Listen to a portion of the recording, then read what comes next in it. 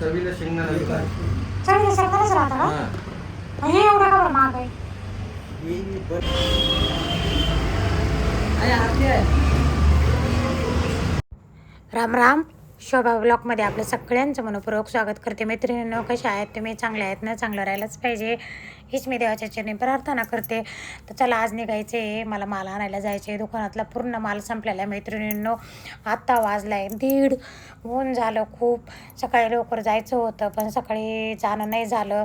नंतर मग परत रहित केलं, म्हटलं आता नंतर आजच्या दिवस राहू देऊ, उद्या जाऊ. पण उद्या आता नेमकं असं आहे, उद्या जायचं आहे मला लग्नाला आणि आज पण जायचं आहे हळदीला. पण मग आता हळदीला जाणं होतं का नाही होतं, त्याच्यामुळे मग म्हटलं आता उद्याच्याला लग्नाला जाऊ आपण. आता 1:30 वाजला आहे, खूप उन्हाचा पारा झाला आहे आणि आता मला आणायला गेलं मला रात्री 8-9 वाजतील येता मैत्रिणींनो.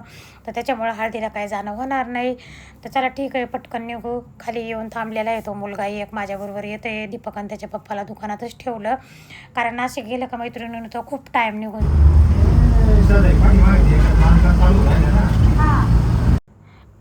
मैत्रिणीनं चला इथं ना गॅस टाकून घेऊ आपण गाडीला, आमची ओमनी गॅसवरची आहे. तर चला ठीक आहे मैत्रिणीनं गॅस टाकला. इतकी गाडी पळायला लागली, मी तुम्हाला काय सांगू, चरा गाडीत बसूसुद्धा वाटाणा झाले मैत्रिणीनं, एवढ्या उन्हातानाचं आलो.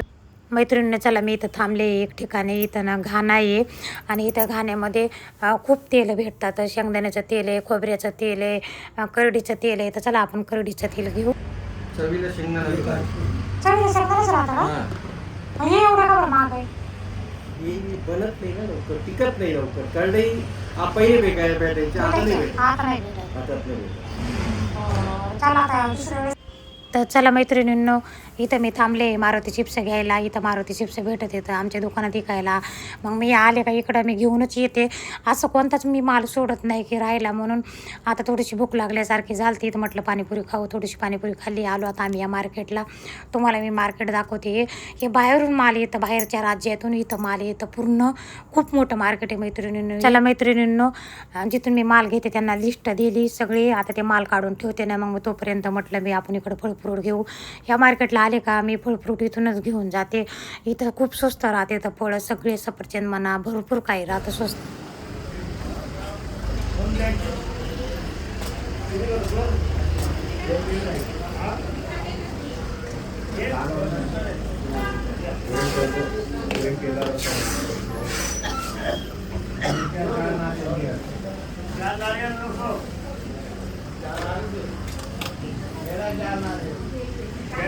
आधी नारळ पाणी पिऊन घेणार मैत्रिणींनो. खूप उन्हाचा आम्ही हिंडलो, इकडं जाय तिकडं जाय.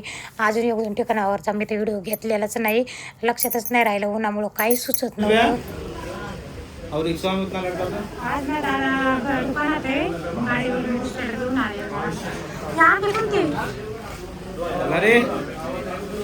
काय रे चांगली दे. आणि दुसरं काय आता संत्रा बघा या इथं ना, संत्री काय किलो आहे? 270 रुपये किलो आहे, बघू शकता तुम्ही. बघा त्यानंतर आंबे इकडं हे दुसरे वाटतं, ते पण दाखवते मी तुम्हाला.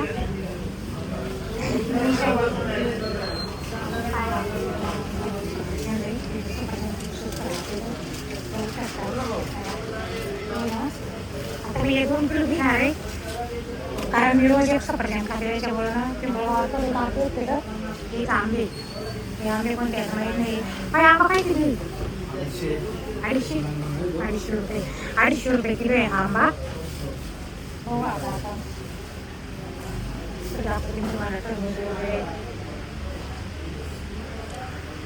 बघा, तुम्हाला मी सांगते, जिथे मी जाते तिथे माझी ओळख होऊन जाते. मला पहिले गेले लोक गेलं पहिले ओळखता. मी एक तेल आणायला गेले, करडीचं तेल आणलं, पहिल्यांदाच गेले होते त्यांच्याकडे मी. मागच्या 2 महिन्यापूर्वी गेलेली आहे, 2-3 महिन्यापूर्वी. आता मला त्यांनी बघितलं तर लगेच म्हणजे कावले रिक्षाने आल्या. टरबूज वगैरे किती छान आहे, टरबूज पण घेऊ आपण एखादं. तर चला, हे बघा सगळे आंबेच आंबे इकडं.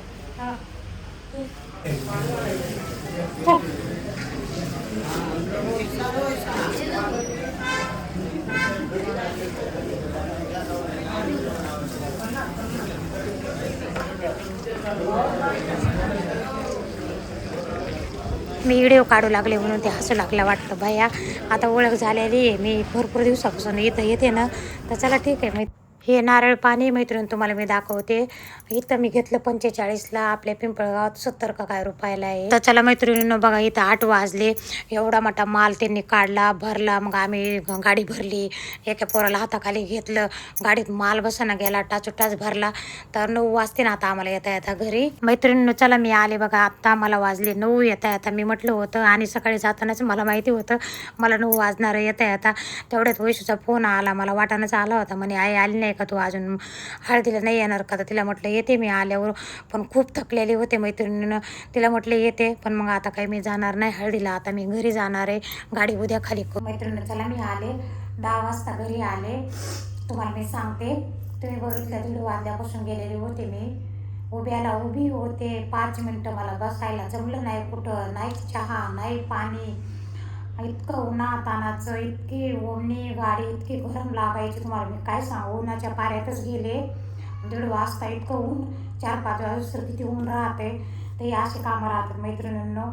मला एकच सांगायचे, मी स्वतःला ना एवढं बिझी ठेवते, 1 मिनटंसुद्धा मी वाया घालत नाही. आणि आज सकाळपासून उभी आहे. ते कसं मी तुम्हाला सांगते, काल घरची चावी आली आपल्याकडं, मग आता काम सुरू करायचं. मग आज काय झालं, म्हटलं फर्निचरवाल्याला दाखवून देऊ ना, थोडीशी तोडफोड करून काम करायचे. ते तोडफोडवाल्याला बोलवलं, त्याला पण दाखवलं. मग असं करता करता 10-10:30 वाजून गेले, 11 वाजले. ते बघता येतो तो बघतो, ते माप घेऊन जातं फर्निचरचं वगैरे, कसं बनवायचं काय बनवायचं. आर्टिफिशियल किचन पण बनवायचं आहे मला. पहिलं आहे पण आता दुसरं बनवायचं आहे. थोडंसं काम एकदाच होतं मैत्रिणी घराचं, एकदा राहायला गेल्यावर कुठलं काम होत नाही, करू म्हणल्यानं होत नाही. त्याच्यामुळे मला आधी सगळं काम करून घेऊ आपण घराचं, आणि मग नंतर घरभरणी करू, आणि मग नंतर राहायला जाऊ. मग अजून 2 महिने लागतील. तर असं करता मग सकाळी टाईम होऊन गेला. मला सकाळीच माल आणायला जायचं होतं लवकर, पण आवडलं नाही.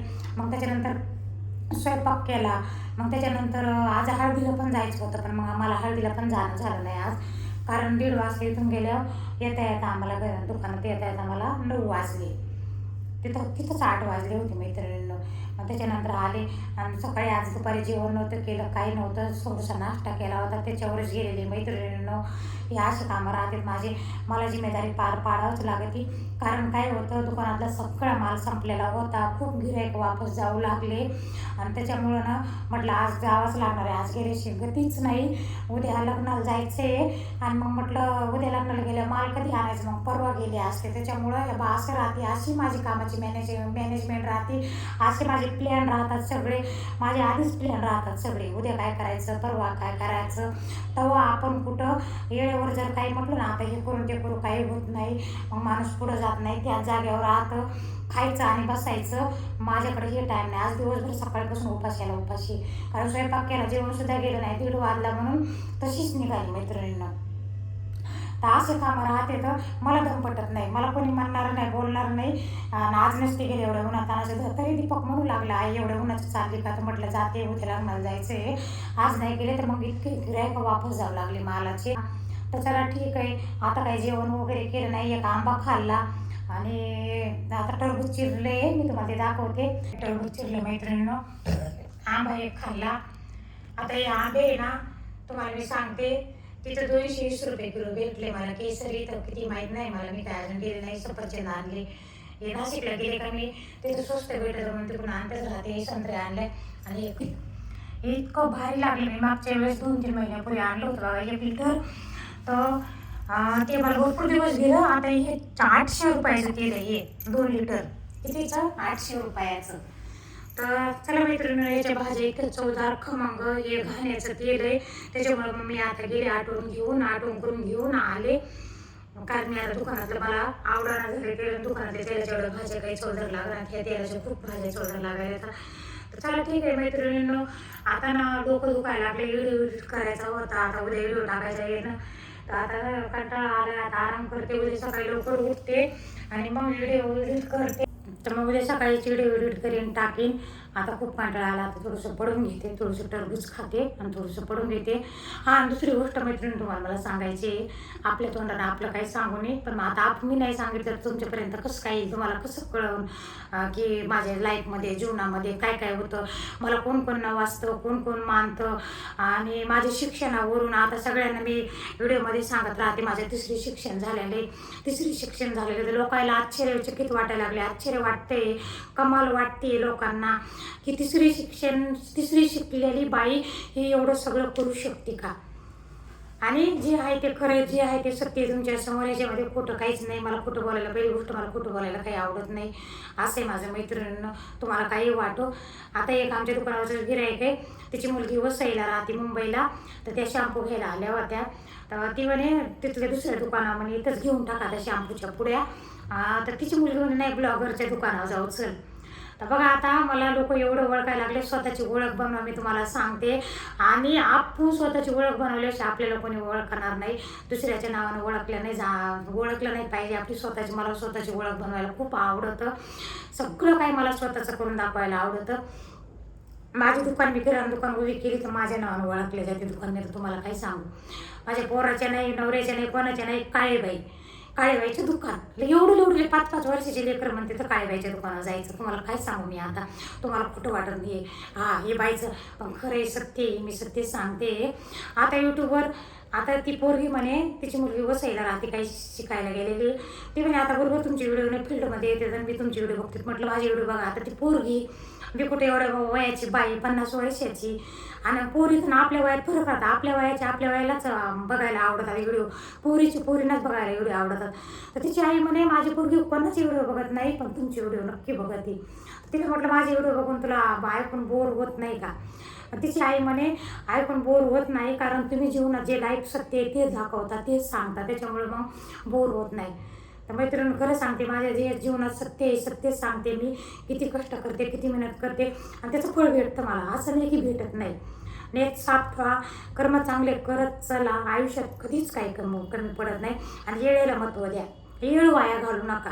मी माझा वेळ 1 मिनिटसुद्धा वाया घालते. आहे बा, मला आज यायला जायचं होतं हळदीला, तरी मी माल आणायला गेले, का तर उद्या लग्नाला जायचे म्हणून आज गेले.